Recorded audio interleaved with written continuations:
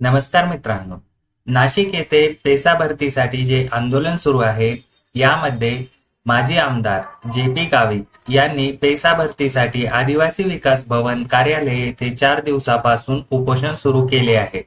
मित्रांनो, सोमवारी त्यांनी 28 तारखेपर्यंत मागण्यांची दखल न घेतल्यास आंदोलन तीव्र करण्यात येईल असा इशारा दिलेला आहे.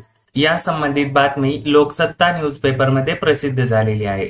पेसा भरतीसाठी राज्यातील सर्व आदिवासी पात्र उमेदवार नाशिकमध्ये येणार आहेत. त्या दिवशी आंदोलनाविषयी पुढील भूमिका घेणार आहेत आणि 28 तारखेपर्यंत पेसा अंतर्गत भरतीविषयी निर्णय न झाल्यास मुख्यमंत्री माननीय एकनाथ शिंदे यांच्या दारी देखील धडक देण्यात येईल असे गावित यांनी सांगितले.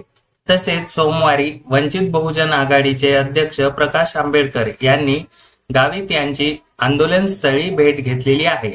तर या संबंधित आपले महाराष्ट्र राज्याचे माननीय उपमुख्यमंत्री यांनी आपल्याला आश्वासन दिले होते की सोमवारी किंवा मंगळवारी म्हणजे 26 किंवा 27 तारखेला आपली पेसाची हिअरिंग होणार आहे. पण मित्रांनो, त्याबद्दल अद्याप कुठलीही अपडेट आलेली नाही. जर एखादी अपडेट आली तर ती आपल्या समोर ॲग्रीकट्टा YouTube चॅनलच्या माध्यमातून आपण घेऊन येत असतो.